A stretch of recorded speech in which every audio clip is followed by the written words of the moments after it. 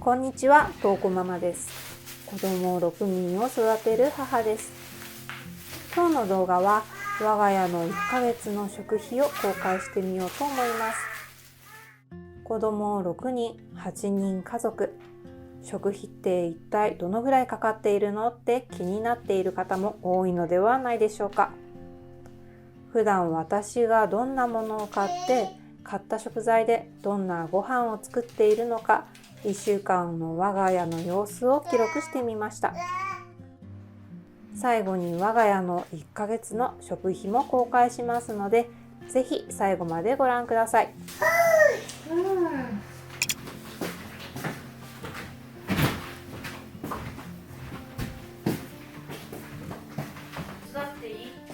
1週間の始まりは月曜日から。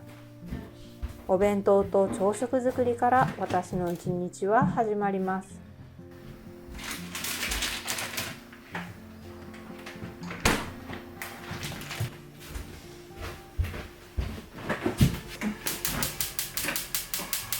まずは私たちの家族構成を紹介します。我が家は8人家族で、私と夫、子供が6人います。子供は中学生が1人、小学生が3人、幼稚園児が1人。一番下は10ヶ月の赤ちゃんです。最近は物価高に加え、子供たちの食べる量も増えてきて、かなり食費がかかっている感じです。給食の出る学校に行っている子もいれば、弁当が必要な学校に行っている子もいるので、毎朝お弁当を作っています。夫は仕事で家にいない時間が多くて、食べたり食べなかったり。仕事柄お弁当は持って行きにくいので、お昼ご飯はお小遣いで外食が多めです。それ以上いかない？一気に全部やらなくていいの。こんなの一気には無理だよ。ちょっとずつやってもらえたよ。お弁当に入れるさつまいもとりんごの甘煮を息子が作ってくれるようです。その間に人参のおやきを作ります。人参が嫌いな子でもパクパク食べてくれる子供たちが大好きなメニューです。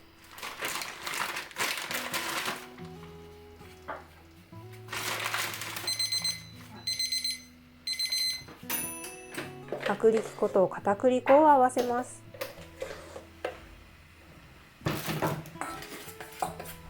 水を加えておやきにするのにちょうどいいゆるさになれば OK です。ここに千切りにした人参、塩を加えます。これだけでもいいんですが、シュレッドチーズを入れれば人参嫌いな子も食べやすくなりますよ。健康な食生活のためにも節約のためにも基本朝昼晩と自炊しています。とは言っても子供6人の育児に家事仕事で疲れ果ててご飯を作る余裕がない時もあって、そんな日は冷凍食品とかインスタント食品に頼っています。さつまいもとりんごを入れて、ひたひたのお水入れて。ひたひたのお水。ひたひたのお水って？休日のお昼は遊びに行ったついでに外食することもあるんですが、小学生ぐらいになるとお子様ランチというわけにもいかず、1回外食するだけで8000円から1万円ぐらいはかかっています。さつまいもとりんご、お砂糖を入れたら落とし蓋をして煮ていきます。火づいた。ちょっとじゃあ強くして。まあ美味しくなるかな。いいんじゃない？あと人参も少しかな。俺作ったやつ。人参とかしたら？人参って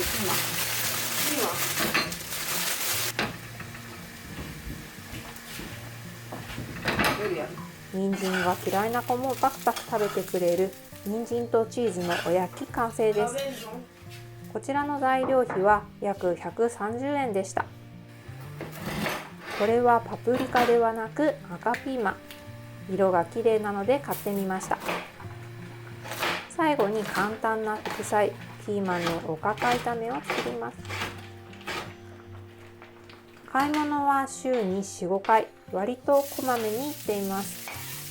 本当は買い物は週2回ぐらいにしてまとめ買いをすると無駄遣いが減らせて一番節約できるのは知っているんですけど、なんせ家族8人分、量も重くて持ちきれないんですよね。料理の仕事をしていることもあり、必要なものをこまめに買いに行くことが多いです。こんなに物価が上がって生活費も上がっているのに、節約って実はあんまりしていなくて、食べたいもの、作りたいものを買っています。ピーマンのおかか炒め完成です。ピーマンを4個使ったので材料費は約140円でした。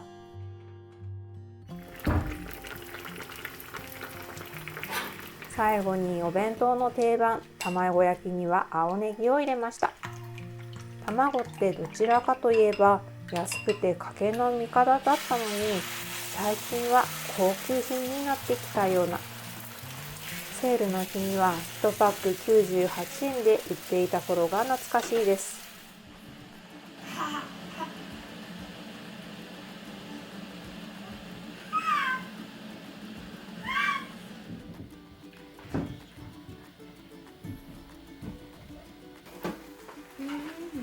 お弁当の定番、卵焼きは卵を4個使ったので材料費は約160円でした。卵料理は簡単に栄養も取れるのでやっぱり欠かせないです。さつまいもとりんごの甘煮もできました。入りきらないかもしれない。皿がちっちゃかった。今日は息子がたっぷりりんごを1個分入れてくれたので材料費は約280円でした。鮭はセールで1切れ98円で売っていたものを冷凍しておきました。今日のお弁当の材料費は合計で約1030円でした。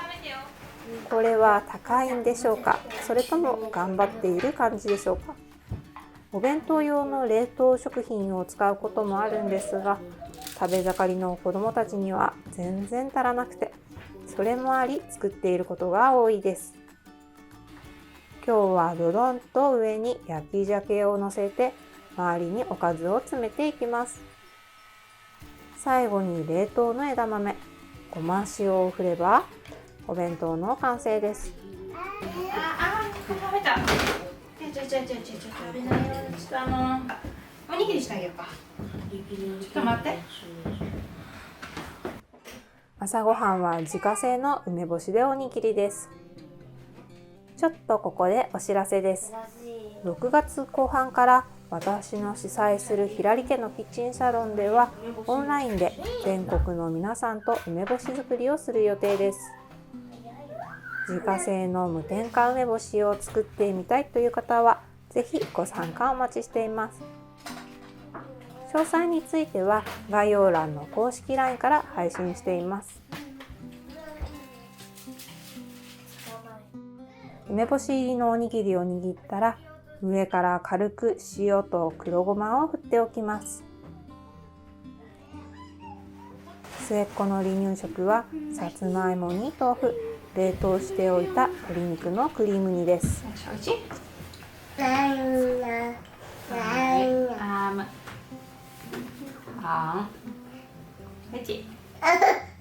熱かった？大丈夫？はい。これ何ママ？さつまいも、角が作ったさつまいも。これですか？甘くて美味しいんだよ。ね、これが作ったやつよ。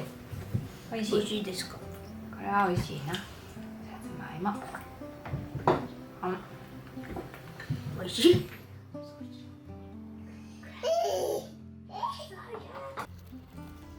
夕方幼稚園のお迎えの前に買い物に行きました。10キロオーバーの息子を連れてたくさんのお荷物にお米10キロ。買い物しただけなのになかなかの疲労感です。いっ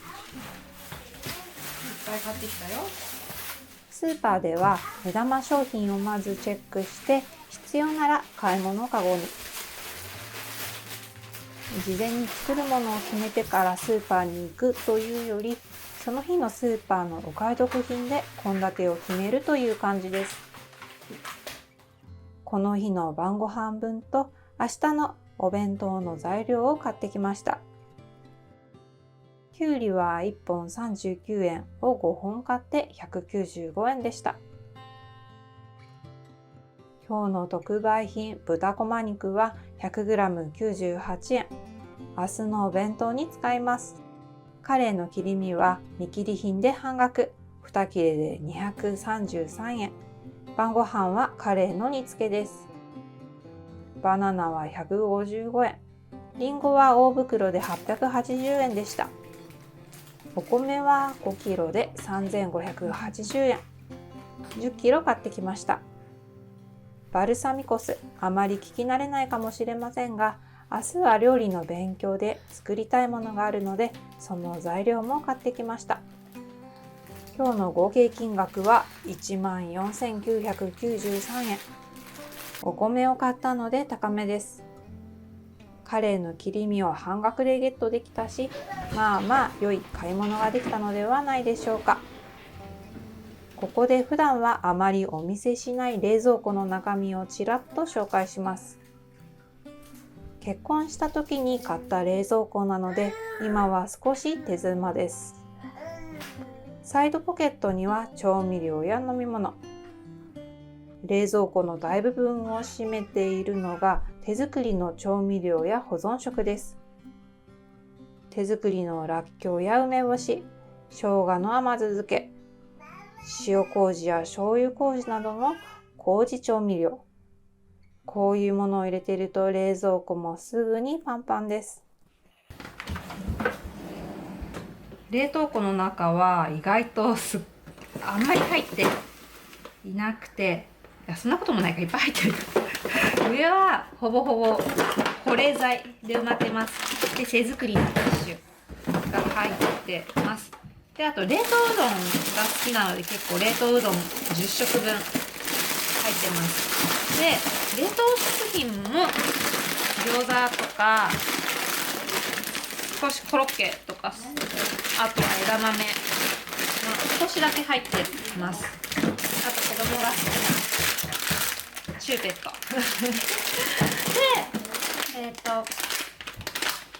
ピーナッツとか、あとはアーモンドとか、あとはこういう韓国の唐辛子だとか冷凍しといた方が良さそうなものを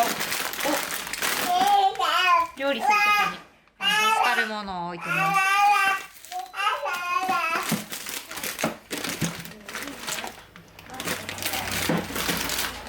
あとは粉物置いてます。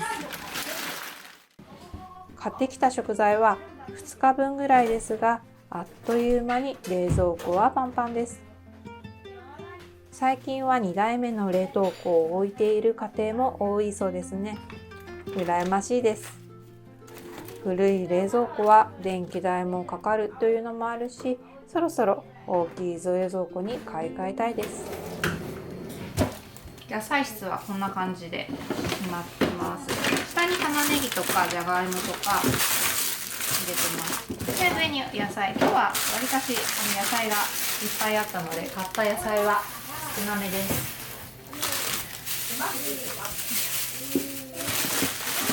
で、ネギとかはこの下に濡れたペーパーを引いてます。手作りのお茶と浄水器が入ってます。あとこの下に入ってるのはぬか漬けか、あとは足すためのぬか、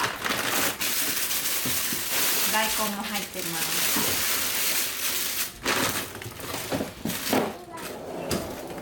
お米は一時期ものすごい値上がりをしていましたが、少し今は落ち着いてきたでしょうか。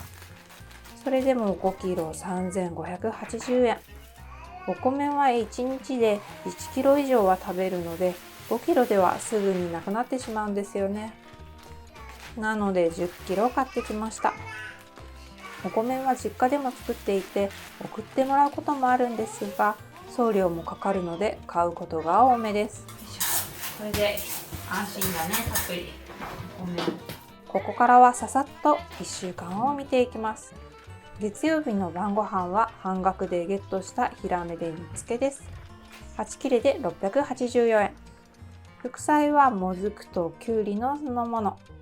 ちょっと渋いですが、こういうの子供たち好きなんです。材料費は332円。もう一品は大根とカニカマのマヨサラダ。千切りにした大根を塩もみして水切りをしたらカニかまぼこを加えます。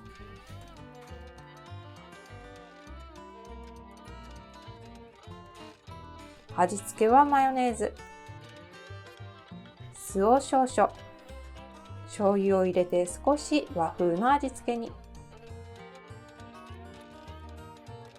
すり白ごまをたっぷりといきたいところですが、全然残っていなかったです。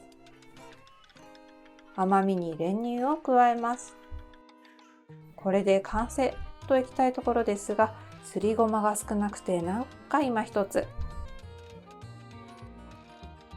白ごまがあるのでせっかくなのですって加えます。すりたてのすりごまは香りもいいし、やっぱり最高です。大根のマヨサラダの材料費は約180円でした。最後にえのきと卵の和風スープを作ります。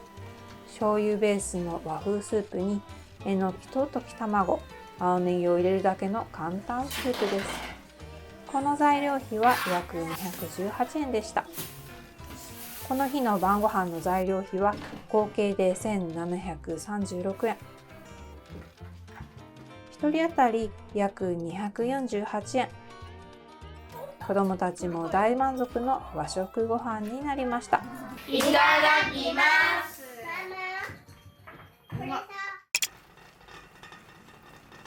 朝6時、この日もお弁当2つと朝ごはんを作ります。作っている様子は5月26日のライブで配信しています。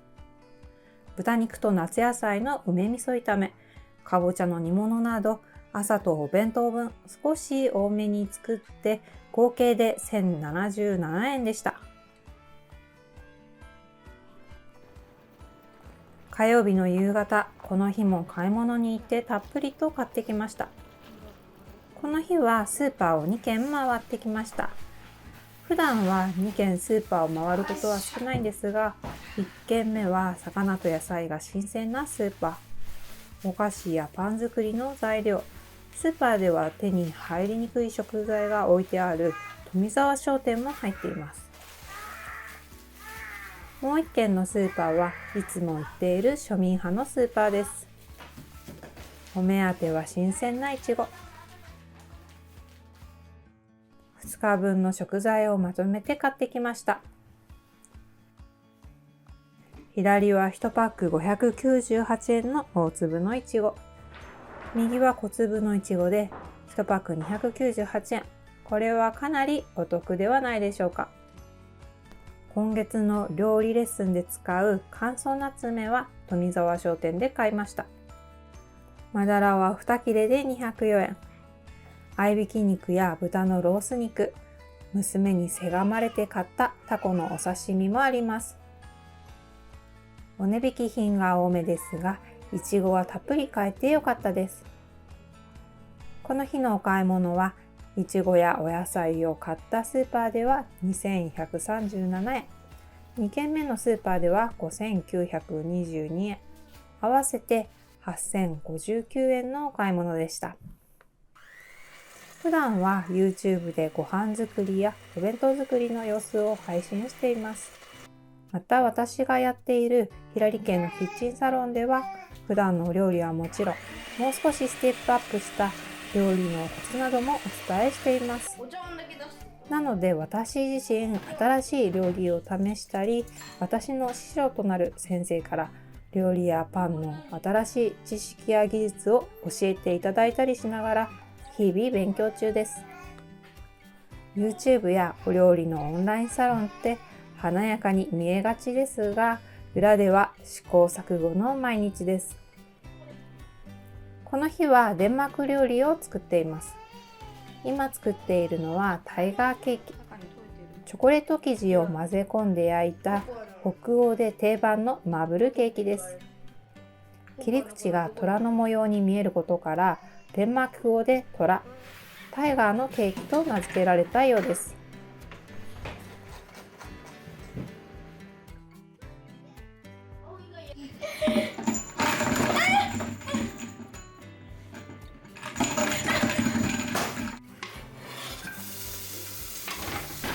今日の晩ご飯に添えるミルクスープを作ります。冷蔵庫の余り野菜をバターで炒めたら、野菜が柔らかくなるまで水を入れて煮ていきます。ついでに末っ子の離乳食も作ってしまいます。野菜を煮たらタラの切り身を加えて柔らかく煮ていきます。ハーブなどでマリネした豚肉をオーブンで焼いたポークソテーです。ハーブがいい香りでたまりません。レッスンで行うレシピなんかは試行錯誤して研究しているので、晩ご飯は毎日同じメニューが続くこともあります。どんな時も喜んで食べてくれる家族には感謝です。最後にローズマリーを乗せてバルサミコソースをかければポークソテーの完成です。これはハーブと一緒にマリネしたタラ。粉をつけてフライパンでソテーします。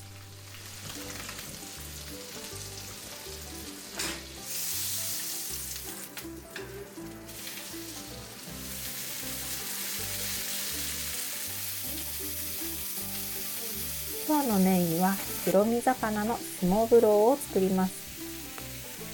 スモーブローとはバターを塗ったライ麦パンに肉や魚、野菜などの具材を彩り豊かに盛り付けたデンマークの伝統的なオープンサンドイッチです。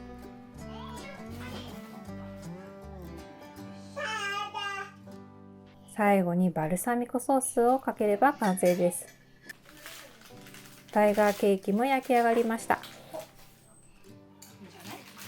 今日の合計金額は約2800円。1人当たり約400円。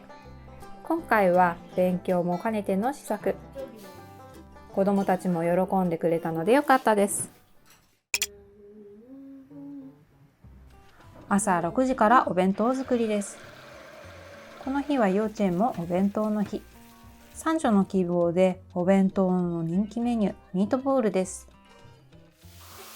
蓋をして蒸し焼きにします。卵焼きやウインナーなど幼稚園で残さず食べてくれそうなメニューにしました。この日のお弁当の合計金額は約1307円でした。水曜日は週に一度宅配が届く日です。いろんな食材を買っていた時もあったんですが、1週間前の注文なので何を頼んだか忘れちゃうんですよね。卵を4パックで合計1548円でした。時刻は夜の7時近く。この日は子供の皮膚科に行き、保育園と学童のお迎え。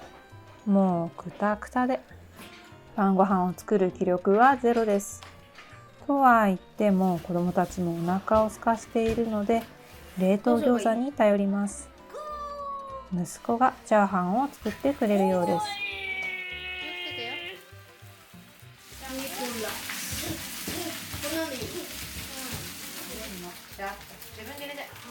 私はといえばビール片手に息子のサポートです。混ざったから。冷凍餃子も焼けました。子育てしながら毎日ちゃんとご飯を作るってやっぱりなかなか難しいです。たまには冷凍食品やインスタントにも頼って息抜きしながらやっています。この日の合計金額は約1207円でした。この日は朝6時からお弁当作りのライブ配信でした。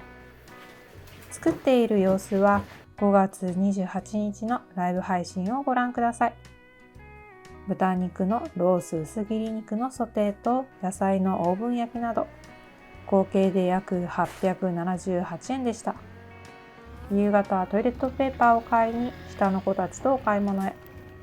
食材だけを買って帰るつもりがお菓子をねだられて結局買うことに。上の子たちの頃はもっと厳しかった気がするんですが、年々甘くなっているような気がします。このチーク菓子は278円でした。この日の晩ご飯はハンバーグ。本当は前の日に作るはずだったんですが、作れなかったので翌日に持ち越すことになりました。プランターに植えたシソと大根おろしでおろしハンバーグを作ります。全部で8個、表面をさっと焼いたら、あとはオーブンで仕上げることにします。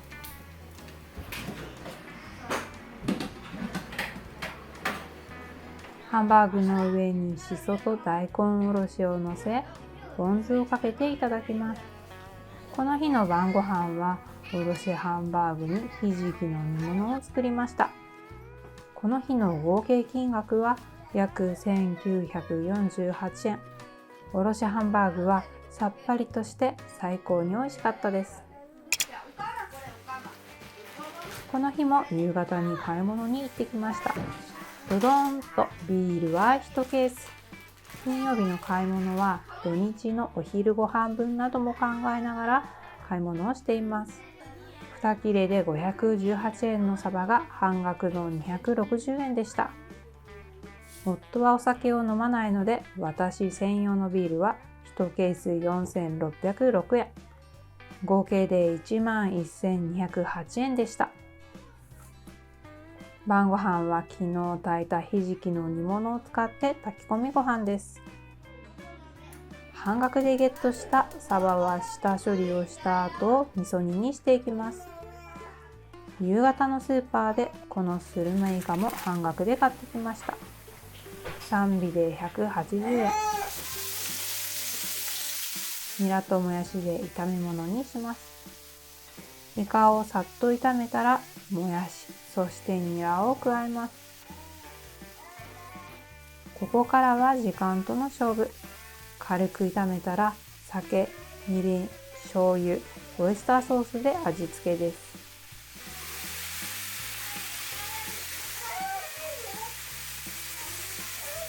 イカと野菜の中華炒めの完成です。今日の晩ご飯は半額で買ったサバで味噌煮、ひじきの炊き込みご飯、イカと野菜の中華炒め。材料費は合計で約1159円。1人当たり165円。夕方のスーパーの値引きのおかげで安く済みました。この日は小学校の運動会でした。お疲れ様会を込めて家族みんなで回転寿司に行きました。子供たち回転寿司が大好きで、何かあるたびによく来ています。お寿司以外にもいろいろあって結構楽しめます。この日のお会計は8338円でした。日曜日の昼は冷やし中華です。日曜日は予定がなければお昼までのんびりと過ごし、午後から出かけることも多いです。日曜日の夜、お出かけをして帰ってきました。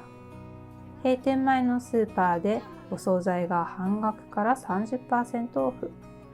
疲れているし買っちゃおうかという感じで、子どもたちに好きなものを一つずつ選んでもらいました。はい、ゆとりな。基本はなるべく手作りを心がけているんですが、たまには息抜きもしながら毎日送っています。この日はお惣菜以外もちょこちょこと買って6327円でした。ということで1週間の買い物と実際に作ったご飯を見ていただいたところで1ヶ月の我が家の食費を公開します。まずは食費の管理について。私は家計簿を細かくつけるタイプではないんですが、料理の仕事をしているので食費の管理はちゃんとしています。普段の買い物は基本的にカード払いにしていて、会計ソフトに自動で記録されるようにしています。仕事の経費に関わるものもあるので、レシートも一応まとめて保管しています。本当はすぐに捨てたいんですけどね。ここからは直近3ヶ月の我が家の食費を公開します。米やお酒を含むスーパーでの購入品です。2026年2月12万9212円、3月13万2067円、4月15万5554円、5月はまだ未確定ですが15万は軽く超えそうです。ここに外食費が1ヶ月2万円ほどかかっています。ここ最近の物価高、この数字を見るだけで食費が上がっているのがわかりますね。今はまだ子供たちも小さいのでこのぐらいで収まっていますが、数年後には1ヶ月の食費が20万を超える日もやってきそうです。子供たちには我慢させたくないので頑張らないとですね。最後までご視聴ありがとうございました。この動画が面白ければ高評価、チャンネル登録お願いします。それではまた次の動画でお会いしましょう。左手のご飯公式 LINE からパラパラチャーハンの作り方など無料動画を3本プレゼントしています。詳しくは概要欄をチェックしてね。また次の動画でお会いしましょう。